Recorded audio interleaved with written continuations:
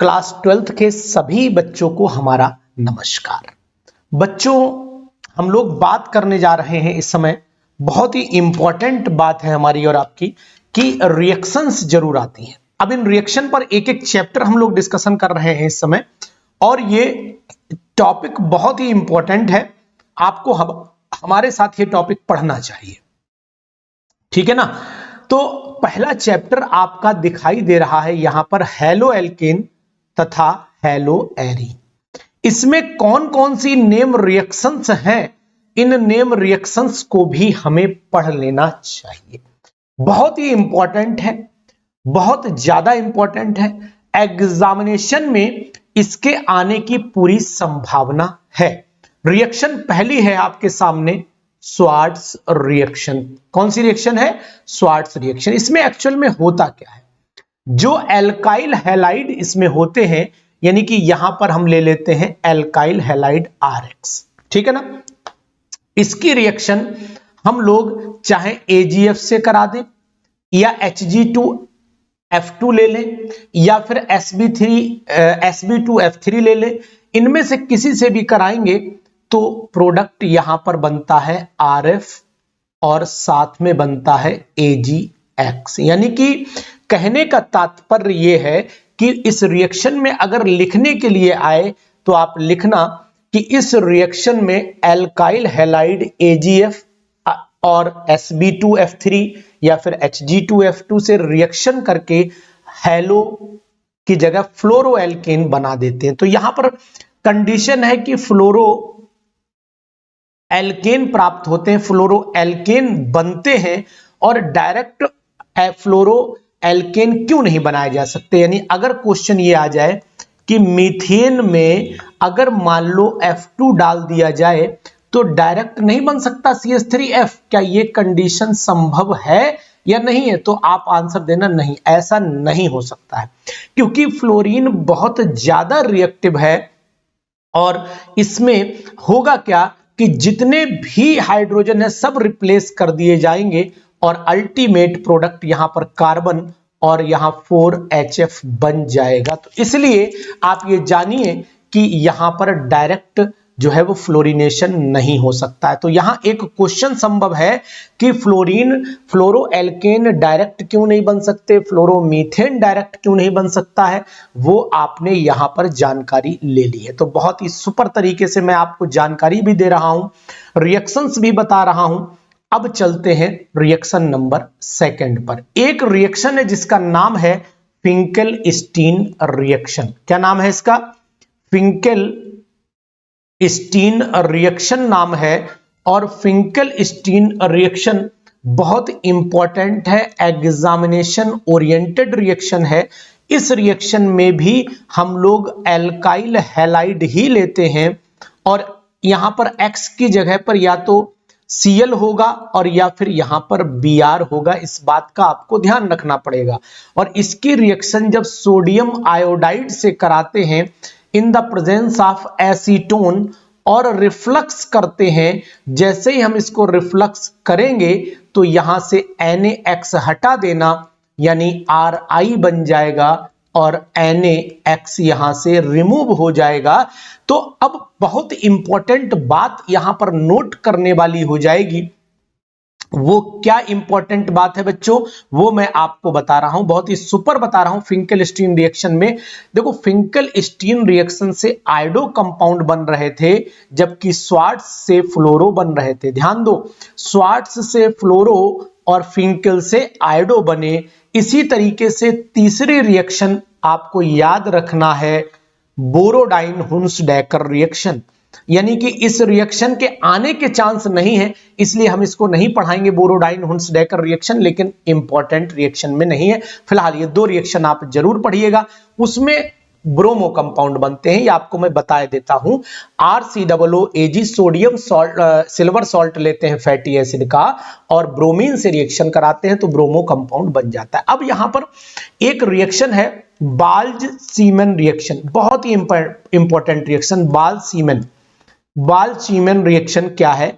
इस रिएक्शन को भी हम लोग पढ़ लेते हैं। बाल-सीमन रिएक्शन से भी फ्लोरो कंपाउंड बनते हैं, लेकिन एरोमेटिक। अब यहां करते क्या है, ये कंपाउंड लिया, आप पहचानिए इस कंपाउंड को, तो आप खूब अच्छी तरीके से जानते होंगे। इस कंपाउंड का नाम है बेंजीन डाइजोनियम क्लोराइड। इस कंपाउंड को क्या बोलते हैं? बेंजीन डाइजोनियम क्लोराइड बोलते हैं। इसकी रिएक्शन जब आप HBF4 से कराएंगे, किससे कराएंगे? HBF4। तो यहां से आप क्या करना, ये Cl ले लेना, यहां से H ले लेना, मतलब HCl यहां से निकाल देना।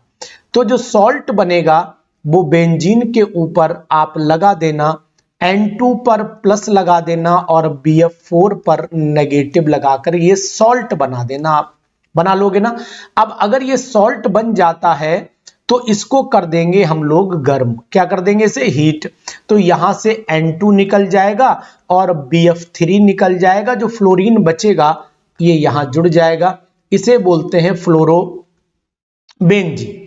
तो अब आपने नोटिस किया होगा कि यहां हमने रिएक्शन से, ये जो आपको स्वार्ट्स बताई है, इस स्वार्ट्स रिएक्शन में केमिस्ट्री किससे बोलती है पता है? केमिस्ट्री रिएक्शन से बोलती है। केमिस्ट्री में रिएक्शन परफेक्ट है मतलब एवरीथिंग इज ओके, और केमिस्ट्री में अगर रिएक्शन परफेक्ट नहीं है तो फिर ओके नहीं हो पाएगा। इस बात का ध्यान दीजिएगा। इसी के बाद नंबर 4, पहले चैप्टर की रिएक्शन हम आपको बता रहे हैं, यानी चौथी रिएक्शन हमें पढ़नी पड़ेगी, सैंड मेयर रिएक्शन। बहुत ही जबरदस्त रिएक्शन। इस पे तो लिख लो कि ये आनी है। सैंड मेयर रिएक्शन जो है वो आप लिख लीजिए, वेरी वेरी इंपॉर्टेंट। तो यहां पर मैं वेरी वेरी इंपॉर्टेंट लिखे देता हूं बच्चों। आप सब लोग नोट कर लो कि सैंड मेयर तो आनी ही है, बचनी नहीं है किसी कीमत पर ये रिएक्शन भाई। तो अब सैंड मेयर रिएक्शन है क्या? इसमें देखो, इसमें होता क्या है, इसमें बेंजीन डाइजोनियम क्लोराइड जो होता है उसमें क्लोरो ग्रुप की, यानी कि जो ग्रुप लगता है वो या तो Cl, Br, I या Cn में से कोई लग जाता है। फिलहाल मैं यहां पर ये कंपाउंड ले लेता हूं, बेंजीन डाइजोनियम क्लोराइड। आप ऐसे याद रखना कि सर ने बताया था कि बेंजीन डाइजोनियम क्लोराइड आप ले लीजिए। और अगर मान लेते हैं इसको हम CuCl और HCl से रिएक्शन कराते हैं तो कंपाउंड हमारा बन जाता है क्लोरोबेंजीन। अगर यहां पर हम लोग CuBr और HBr से रिएक्शन करा देते हैं तो कंपाउंड बन जाता है हमारा ब्रोमोबेंजीन। क्या बन जाता है? ब्रोमोबेंजीन। और अगर हम रिएक्शन इसकी केसियन और यहां पर केसियन और CuCN से करा देते हैं तो कंपाउंड बन जाता है हमारा, क्या बन जाता है यहां पर? साइनोबेंजीन। तो इस तरीके से आपको थ्योरी रिएक्शन से लिख देना है, थ्योरी को कॉपी नहीं करना है, थ्योरी को रिएक्शन से। जैसे इन दिस रिएक्शन या इस अभिक्रिया में बेंजीन डाइजोनियम क्लोराइड को जब CuCl HCl से रिएक्शन करते हैं तो क्लोरोबेंजीन बन जाता है। सिंपल सा मेथड, सिंपल सा तरीका, आप आसानी से याद कर सकते हैं, कोई प्रॉब्लम नहीं है साथियों। इसके बाद हम लोग आ जाते हैं पांचवें पॉइंट पर चले आते हैं। पांचवा पॉइंट है, इसी से मिलती जुलती रिएक्शन है, गैटरमैन्स रिएक्शन। क्या है? यहां पर गैटरमैन्स रिएक्शन है और गैटरमैन रिएक्शन बिल्कुल इसी की कॉपी मान लेते हैं। इस रिएक्शन में क्या है वो भी मैं आपको बता देता हूं। गैटरमैन रिएक्शन में बेंजीन डाइजोनियम क्लोराइड हमने लिया, ये लिया बेंजीन डाइजोनियम क्लोराइड। इसको केवल और केवल वहां पर CuCl लिया था, यहां कॉपर का पाउडर लेते हैं और HCl लेते हैं, या फिर कॉपर का पाउडर लेंगे और HBr लेंगे। अगर HCl लिया होगा तो फिर कंपाउंड आपका ये बन जाएगा यहां पर Cl क्लोरोबेंजीन, और अगर मान लो आपने Br लिया है तो कंपाउंड यहां पर ब्रोमोबेंजीन बन जाएगा। सिंपल सी बात है, बहुत दिक्कत इस रिएक्शन में नहीं है, गैटरमैन रिएक्शन कहलाती है। इसी तरीके से बाल सीमन मैंने आपको बता ही दी है। यहीं पर एक रिएक्शन और इसी चैप्टर से जुड़ जाती है जिसका नाम है वुड्स और वुड्स फिटिग रिएक्शन। पहले रिएक्शन में बहुत सारी चैप्टर्स में इसमें रिएक्शन है, यानी 6 रिएक्शन है वुड्स रिएक्शन। बहुत ही जबरदस्त रिएक्शन वुड्स रिएक्शन। इस वुड्स रिएक्शन को जब आप पढ़ेंगे ना मजा आ जाएगा आपको, बिल्कुल। कैसे मजा आ जाएगा दिखाता हूं आपको। इसमें 2 एल्काइल हैलाइड के मॉलिक्यूल लीजिएगा। अब दोनों एल्काइल हैलाइड सेम होने चाहिए, इस बात का जरूर ध्यान रखिएगा। तो इसमें 2 सेम एल्काइल हैलाइड जब आपस में सोडियम मेटल से रिएक्शन करते हैं और ड्राई ईथर की प्रेजेंस लगाते हैं, किसकी प्रेजेंस लगाते हैं? ड्राई ईथर की प्रेजेंस लगाते हैं। तो यहां से पकड़ के 2NaX ऐसे करके खींच लो और उसके बाद 2 RR आपस में ये इसको लड़ाएंगे, यानी कि ये बन गया आपका एल्केन। तो यहां पर एल्काइल हैलाइड से एल्केन कैसे बने, ये हमें वुड्स रिएक्शन बताती है। लेकिन एक बहुत इंपॉर्टेंट बात है कि दोनों एल्काइल हैलाइड समान होने चाहिए, या कि इवन नंबर कार्बन वाले ही एल्केन बनते हैं। इवन नंबर कार्बन वाले एल्केन ही बनते हैं, इस बात का आपको ध्यान रखना पड़ेगा, एल्केन बनते हैं। अगर आपने ऑड नंबर के एल्केन ले लिए तो फिर जो बनेगा वो मिक्सचर बनेगा, जिसको सेपरेट करना थोड़ा मुश्किल है, इंपॉसिबल नहीं है, मुश्किल है, इस बात का ध्यान देना। तो इसमें क्या हुआ, वुड्स में 2 एल्काइल हैलाइड के मॉलिक्यूल सोडियम मेटल से ड्राई ईथर की प्रेजेंस में रिएक्शन करके क्या बना दे रहे हैं, एल्केन बना दे रहे हैं। अब यहीं पर हम फिटिग रिएक्शन को देख लेते हैं। फिटिग ने क्या काम किया था, इन्होंने फिटिग साहब ने रिएक्शन में ये समझा कि यार हम ऐसा करते हैं, 2 क्लोरोबेंजीन अगर ले लेते हैं, 2 क्लोरोबेंजीन ले ली और उसकी रिएक्शन हमने, यानी कि 2 मॉलिक्यूल हमने क्लोरोबेंजीन के लिए, सोडियम मेटल सेम रिएक्शन करा दी साहब ने। और अगर उन्होंने ड्राई ईथर की प्रेजेंस भी रखी थी, वो भी सेम था, और जब रिएक्शन साहब ने कराई तो दोनों बेंजीन जो थे वो ऐसे करके जुड़ करके आ गए डमरू की तरह, और इसे नाम दिया डाई फिनाइल। क्या नाम दिया, डाइफिनाइल। और यहां पर आप 2NaCl रिलीज करा सकते हैं। मैं आपको एक चीज बहुत इंपॉर्टेंट बता दूं, अधिकतर बच्चे करते क्या है, डाइफिनाइल का जो स्ट्रक्चर है जल्दीबाजी में बच्चे ऐसे बना करके चले आते हैं। ये भाई साहब पूरा नंबर ऐसे काट करके और यहां 0 दे दिया जाता है, इस बात का ध्यान दीजिएगा। तो ऐसे स्ट्रक्चर बिल्कुल नहीं बनाइएगा, ये गलत हो जाता है और इसमें नंबर भी कम मिलते हैं। मतलब नंबर कम क्या, गलत ही हो गया। आप ध्यान देना है कि दोनों कार्बन अलग अलग हैं। इस कार्बन की पहचान, ये दोनों अगर मान लो आपने ये जो आपस में ज्वाइंट कर दिया तो ये कार्बन कॉमन हो गया ना, यहां 2 कार्बन अलग अलग हैं, इसलिए दोनों के स्ट्रक्चर का विशेष ध्यान दीजिएगा कि आपको स्ट्रक्चर जो बनाना है वो बड़ा हिसाब से फिटिग रिएक्शन में बनाना है। तो एक दिन क्या था, फिटिग साहब जो थे वुड्स के साथ बैठे हुए बातें कर रहे थे, तो वुड्स ने कहा कि मैंने RX लिया और आपने क्लोरो लिया, तो ऐसा करें आज हम लोग दोनों लोग मिला के देखें क्या होता है। तो नाम रख दिया गया वुड्स फिटिग रिएक्शन, यानी कि दोनों ने अपने अपने रिएक्टेंट लाके और भिड़ा दिए सोडियम से। सोडियम भैया मुस्कुराए, बोले अरे बड़ा मजा आ रहा है। इन्होंने यहां पर क्लोरोबेंजीन रखा, सोडियम भैया बीच में बैठे, इधर ClCH3 रखा गया। दोनों ने एक दूसरे की तरफ देखा, कुछ कुछ हुआ और यहां से तू ना चल निकल गया। सूखा ईथर इसके मुंह में डाल दिया गया,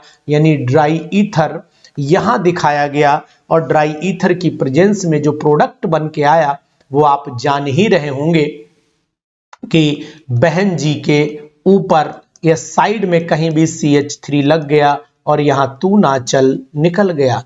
तो कहने का तात्पर्य यह था हमारा यहां पर कि जो 2NaCl निकला और साथ में बना ये टॉलिन, क्या बना, टॉलिन, ये लेटी हुई टॉलिन है। कभी कभी टीचर ऐसे देखेंगे तो खतरा दिखाई देने लगता है, तो ध्यान दीजिएगा, टॉलिन चाहे ऐसे बनाओ और चाहे टॉलिन आप ऐसे बनाओ, कोई प्रॉब्लम नहीं है। दोनों, उसे खड़ा कर दो, ये लेटा है वो खड़ा कर दो, बस इतना ही डिफरेंस आने वाला है। तो वुड्स फिटिग रिएक्शन भी आप अच्छे ढंग से याद कर लीजिएगा। इसी तरीके से क्लोरोबेंजीन की फ्रीडल क्राफ्ट रिएक्शन भी आती है।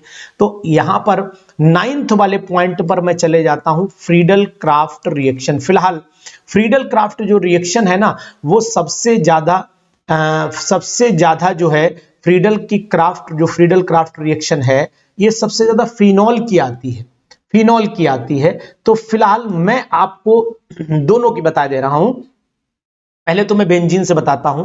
देखो फ्रीडल क्राफ्ट रिएक्शन में करते क्या है हम लोग, इसमें ये बेंजीन लिया, समझो बात को ध्यान से, ये हमने बेंजीन लिया, इसको अगर हमने एल्काइल हैलाइड से रिएक्शन करा दिया, CH3Cl से करा दिया। In the presence of LAlCl3 लेते हैं, लेकिन शुष्क लेते हैं, एनहाइड्रस होता है। कैसा होता है? एनहाइड्रस। तो जैसे रिएक्शन करेगा तो यहां पर भी टॉलिन ही बन जाती है, ये बन गया टॉलिन, और साथ में एक H जहां ये जुड़ा है वहां से एक H और यहां से एक Cl, HCl निकल जाता है।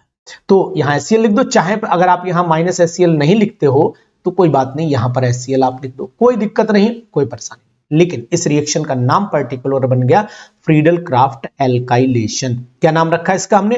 फ्रीडल क्राफ्ट तो है ही, इसमें ए पार्ट बन गया, ये ए पार्ट हो गया एल्काइलेशन। क्या हो गया? एल्काइलेशन। और अगर मान लो बी पार्ट की हम बात करें,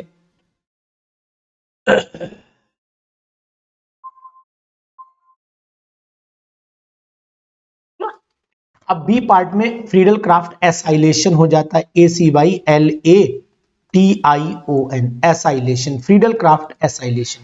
एसाइलेशन में कोई डिफरेंस नहीं, ये हमने बेंजीन लिया, बेंजीन के साथ में यहां पर हमने CH3COCl लगा लिया, एनहाइड्रस AlCl3 की प्रेजेंस रखी, कुछ नहीं करना है, और आपको यहां COCH3 लगा देना है और HCl। इतनी रिएक्शन पहले चैप्टर से तैयार कर लीजिए, धीरे धीरे मैं सब चैप्टर की रिएक्शन आपको तैयार करवा दूंगा। यानी क्लास 12th की 2026 में रिएक्शंस आने वाली हैं, वो बहुत ही परफेक्ट हैं, बहुत ही जबरदस्त रिएक्शंस हैं, इनको आप जरूर तैयार कर लीजिए। पहले चैप्टर की आज मैंने पढ़ा दी है, अब दूसरे चैप्टर की रिएक्शन अल्कोहल फिनॉल ईथर की भी रिएक्शन मैं आपको अच्छे से पढ़ा दूंगा प्यारे बच्चों। तो बच्चों, अगर आपको ये वीडियो अच्छी लगी हो और आपको लगता हो कि ये रिएक्शन आ सकती है, फिलहाल स्वार्ट्स रिएक्शन पर 2026 लिख लो, अनुज सर का वादा है निश्चित तौर पर आ जाएगी। इस रिएक्शन पर लिखो इंपॉर्टेंट, बाल सीमन रिएक्शन पर 2026 लिखो, आप तुरंत कॉपी निकालो, लिख डालो फटाफट। सैंड मेयर पर भी 2026 लिखो, और बाकी रिएक्शन पर आप परेशान ना हो, इस पर यहां पर वुड्स फिटिक पर 2026, फिटिक पर आप 2026 लिख लीजिए, और लास्ट में वुड्स फिटिक पर लिख लीजिए 2026। इतनी रिएक्शंस आप इनमें से जरूर पढ़ डालिए, ये मेरा कहना है, क्योंकि ये रिएक्शन एग्जामिनेशन में आपके सामने बिल्कुल डिट्टो रखी होंगी, आप बिल्कुल परेशान मत होइएगा, हम आपके साथ में। वीडियो दोस्तों को शेयर कर देना, क्योंकि अगर आपने शेयर की ना तो 100% नंबर आपके आ जाएंगे। Thank you, have a nice day.